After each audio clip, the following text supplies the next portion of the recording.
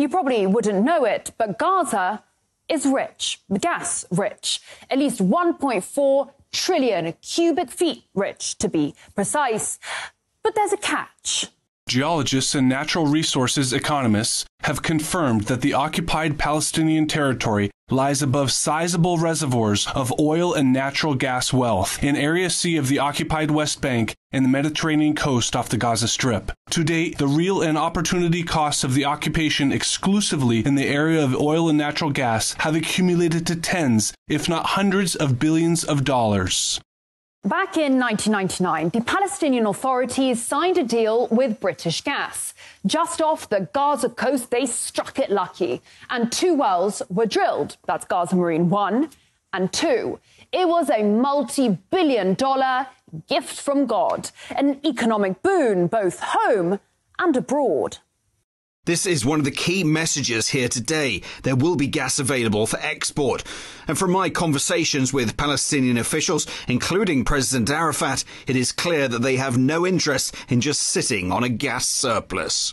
Fast forward to 2007. Hamas comes to power and Israel launches an offensive on the Gaza Strip, leaving behind 1,400 dead Palestinians, but taking with it the gas fields. Now, within the year, Israel announced the discovery of the Leviathan natural gas field, which did include Gaza's riches, all in all valued at $453 billion.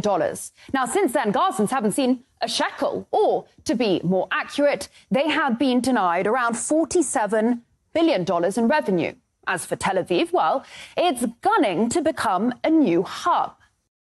This is a historical moment in which the small country of Israel becomes a significant player in the global energy market. The Memorandum of Understanding will enable Israel, for the first time, to export Israeli natural gas to Europe. And it is even more impressive looking at the significant set of agreements we signed over the last year, which position Israel and the Israeli energy and water sectors as a key global player. Let's just run through this then. At that moment in time, so we're talking 2022, Russian oil and gas was sanctioned. Iranian oil was sanctioned. Syrian oil fields were, and still are, illegally occupied by US forces.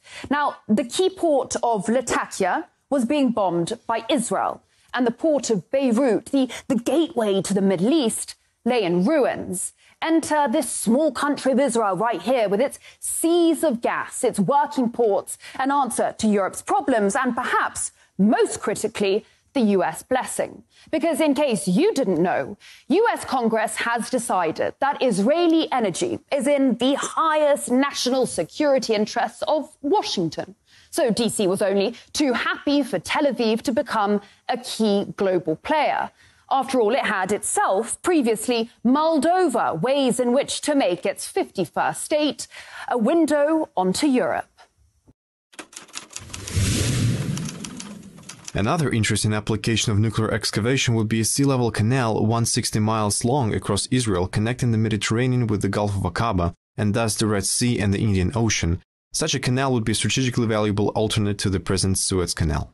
The Suez Canal is a gold mine. It connects the Mediterranean Sea to the Indian Ocean via the Red Sea. It is the link between Asia and Europe.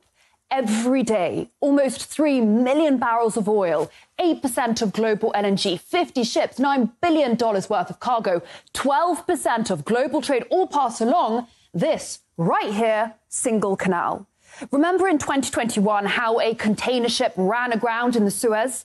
Global trade was brought to its knees. The alternative route via the Cape of Good Hope adds around 9 days and 7,000 kilometers to the journey. There is no replacement for the Suez Canal, except perhaps for the Ben Gurion Canal.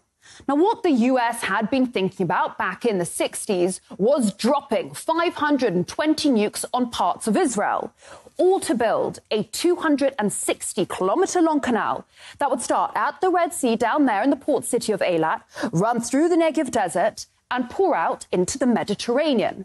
Where exactly?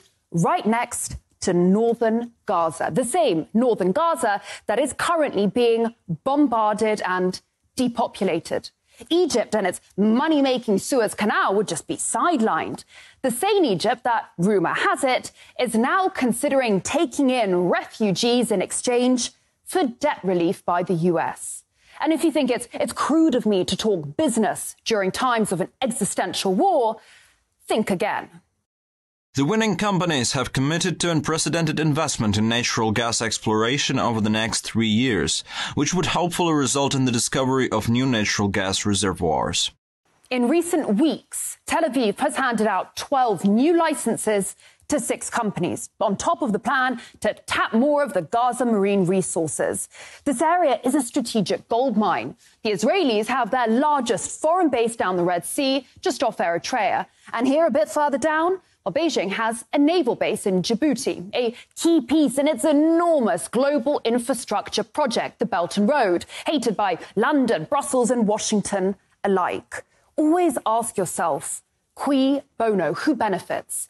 Because war is horror and war is hell. But never forget that war, above all else, is big business.